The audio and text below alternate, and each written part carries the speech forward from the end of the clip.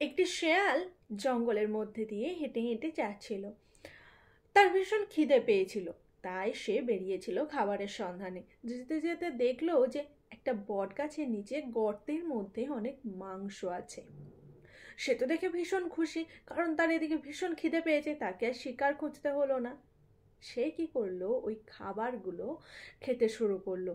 খেতে খেতে এমন হলো এক পর্যায়ে গিয়ে যে তার পেটটা ভীষণ ভর্তি হয়ে গেল, আর সে সব মাংস খেয়ে পেটটা এমন ফুলিয়ে ফেলেছে যে সেই জায়গা থেকে সে আর বেরিয়ে আসতে পারছে না। তো এই অবস্থায় সে বসে বসে তখন ভেউ ভেউ করে কাঁদছে।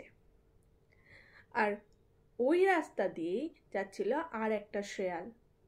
সে তখন ওই শেয়ালের কান্না শুনে ছুটে আসলো, এসে বলল, কি হয়েছে ভাইয়া, তুমি এরকম কাঁদছো কেন ভেউ ভেউ করে? কিছু কি প্রবলেম হয়েছে?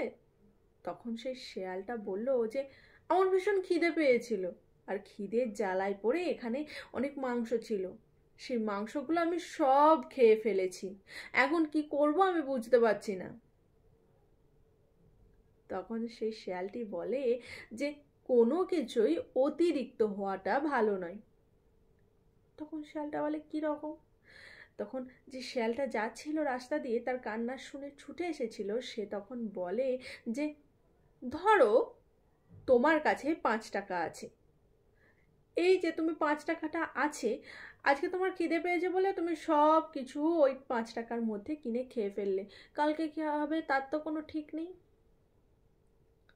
শেয়ালটা ভাবে সত্যিই তো, আমাদের কাছে দেখবে যখন কিছু থাকে না, হঠাৎ করে যদি কিছু চলে আসে, আমরা সেই জিনিসটাকে সব কিছু শেষ করে ফেলি। ধরো আমার কাছে এখন কোনো টাকা নেই, কিন্তু আমার ভীষণ টাকার প্রয়োজন।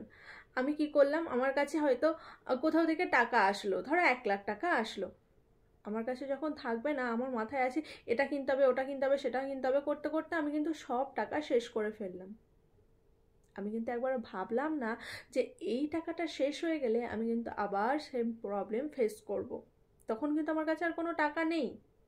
তাই কোনো জিনিসই একেবারে খেয়ে বা খরচা করে শেষ করে ফেলা উচিত নয়, ভবিষ্যতের কথা ভাবা উচিত।